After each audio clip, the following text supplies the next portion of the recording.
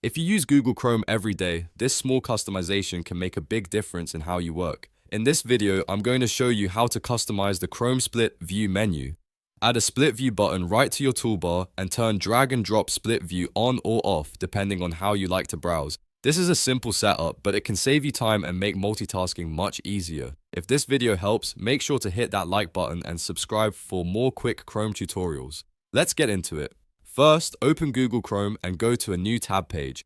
Once you're there, look to the bottom right corner and click the Customize Chrome button. That pencil icon opens Chrome's appearance and toolbar options, which is where we can adjust the split view controls. After the customization panel opens, look for the toolbar section in the side panel. This area controls what buttons appear near your address bar, so it's the exact place we need for the split view shortcut. Now locate the option called Open in Split View. When you turn this toggle on, Chrome will immediately add a permanent Split View button to the top bar of your browser. That means you'll be able to launch Split View with one click instead of digging through menus every time. If you use split screen often for research, comparing tabs, or working between documents, this shortcut is extremely useful. Once the button appears, you can close the customization panel and test it out later whenever you want. Now, let's move to the second part of the setup, which is controlling the drag and drop split view behavior. Sometimes Chrome can automatically split the screen when you drag a tab near the edge of your monitor, and for some people that feels helpful, while for others it gets in the way.